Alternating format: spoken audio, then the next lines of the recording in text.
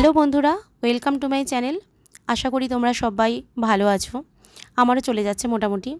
তো যা গরম পড়েছে, একদম কাঠফাটা রোদে একটুখানি যদি রিফ্রেশিং কিছু হাতের কাছে পাওয়া যায় হোমমেড, তাহলে বেশ ভালো হয়, তাই না? তো সেই জন্য আমি এখানে দুটো কাঁচা আম পুড়িয়ে নিয়েছি।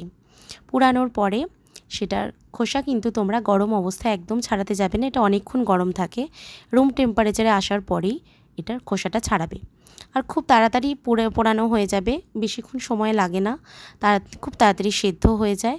তারপর আম দুটোকে আমি বাটির মধ্যে নিয়ে জলে ভিজিয়ে রেখেছিলাম কিছুক্ষণ, সেটাকে পিল আউট করে তারপরে আমি ওটা হাতে করেই স্ম্যাশ করে ওর কাতটা বার করে নিয়েছি।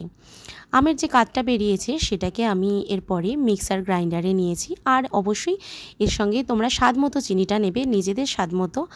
আর আমটা কতটা টক তার উপর ডিপেন্ড করে চিনিটা লাগবে। প্রথমে একটু টেস্ট করে দেখে নেবে আমটা কেমন টক রয়েছে। তো আমার এখানে চিনিটা বেশি লেগেছে, আমটা একটু বেশি টক ছিল আমাদের। তারপরে এর সঙ্গে দিতে হবে কিছুটা পরিমাণ ভাজা জিরের গুঁড়ো বা ভাজা মশলা, আর হচ্ছে স্বাদ মতো বিট নুন। আমি জিরের গুঁড়োটা প্রথমে দিতে ভুলে গেছি, পরে অ্যাড করেছি।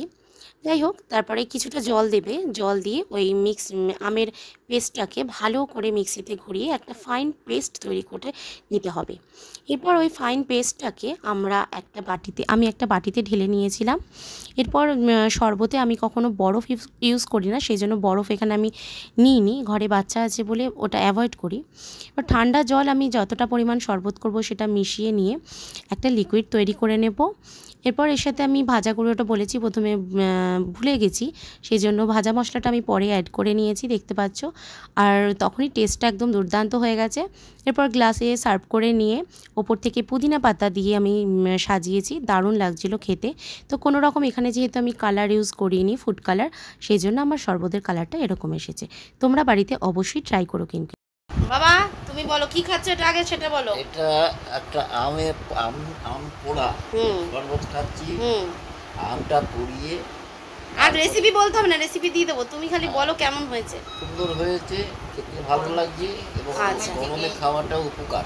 ব্যাস, থ্যাংক ইউ। যখন পারবেন করে খাওয়ার চেষ্টা করবেন। আচ্ছা।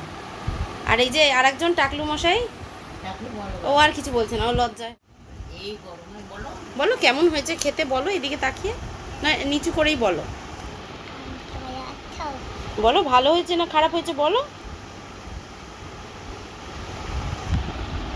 আচ্ছা, ভালো হয়েছে তাহলে।